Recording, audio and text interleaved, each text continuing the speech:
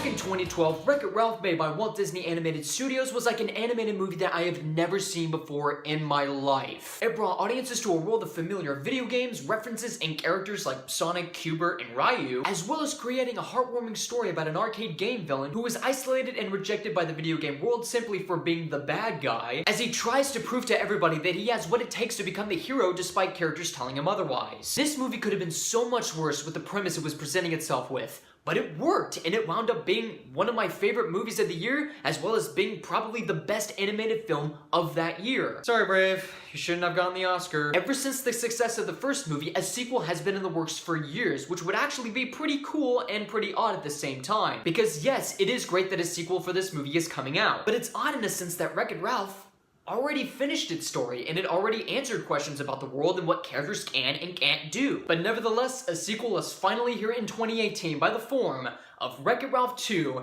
Ralph Breaks the Internet. In this sequel, 6 years after the events of the first Wreck-It Ralph, Vanellope is getting tired of all the repetition and predictability of racing in Sugar Rush and wants something different added to the mix. And when Ralph tries to fix things for her, it ultimately ends up breaking the steering wheel to the game in the real world, leaving all the characters in Sugar Rush to be homeless without a video game to live in the arcade world, and the arcade game itself is doomed for removal unless there is a replacement for the controller that was broken. Realizing that the exact replacement controller is found on eBay, Ralph and Vanellope are on the race against the clock to get the part through the internet. Yes, you heard it correctly. eBay is in 70% of this movie, and it is used as the plot device. Which means that once Ralph and Vanellope find out that they don't have any money to pay for it, they would have to earn money by way of random spams and jobs online, which doesn't really make any sense because they're video game characters and not real human avatars who have to follow the rules of online payment and, yeah. That's our story. Ralph Breaks the Internet is not a bad movie by any stretch of the imagination. It's not even a good movie or a great movie. It's just a fine, okay, inoffensive, but ultimately a disappointing, disposable sequel that's basically the better version of the Emoji Movie. If anything, the first and primary positive of the movie is that the animation does look very good. Now, here's the thing.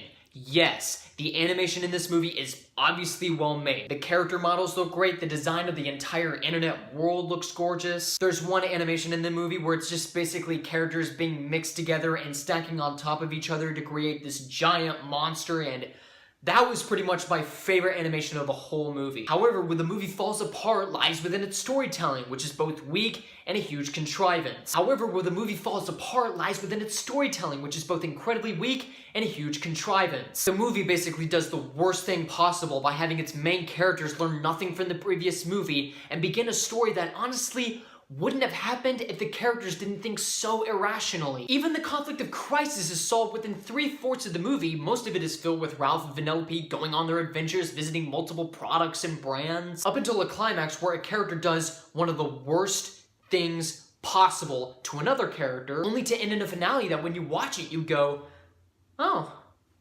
well, that was easy. Now, the voice acting in the movie, along with the animation, it does the job. John C. Reilly once again does a great job at Wreck-It Ralph. Sarah Silverman also once again does a great job at Vanellope. And other actors such as Alan Tudyk and Taraji P. Henson, they all do a great job at playing endearing characters. In the internet, that is. Why? Because like I said before, the characters from the last movie, including our main characters who also learned nothing from the previous movie, just feel out of character at points. From the first movie, I've grown to like Ralph because it was a very likable character with relatable motivations and character arcs. But presented here in this movie, all of a sudden Ralph turns into an insecure, indecisive goofball who does nonsensical things to move the plot forward, and the movie basically centers around Vanellope as the driving force of the movie. Even characters from the first movie like Fix-It Felix and Sergeant Calhoun basically show up at the beginning of the movie to where you think the movie would do something interesting with them, and then they show up at the end of the movie with all other subplots completely shoved to the sidelines. And Gal Gadot,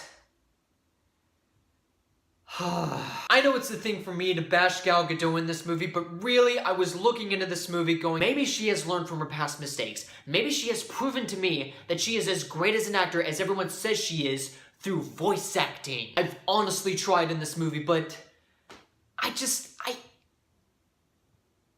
don't get it.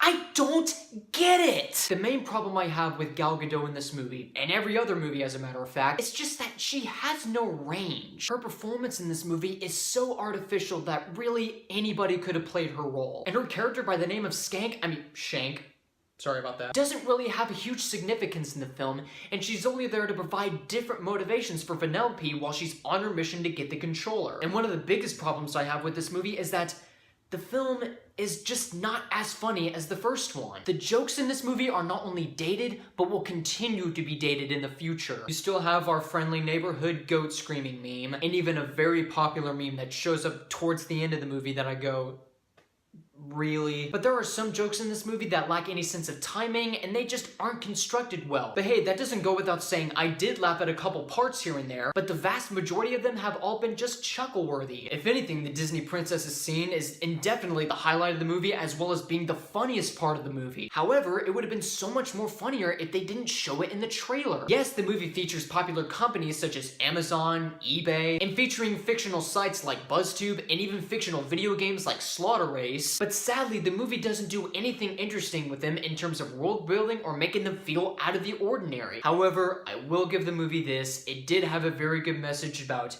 insecurities and anxieties of leaving your friends behind and having them go off and do certain things while at the same time maintaining a healthy relationship to kids. So I will commend it for that. As it stands so far this decade in the Disney animated renaissance, this has to be their weakest movie. Yes, the animation is very good, the voice acting does a very fantastic job as well, there are some bits of comedy that I really liked, and the message, for what it's worth, is very good to kids. However, the story is an incredibly weak contrivance. There are some characters that just feel either wasted or feel out of character, and the jokes pretty much range to either dated or just nothing more than chuckle-worthy. I hate to wreck this movie, but Ralph Breaks the Internet for me gets a 2.5 out of 5. Alright guys, so that is my review of Ralph Breaks the Internet. Comment below, let me know what you thought about the movie. Find me on Facebook, Twitter, Google+.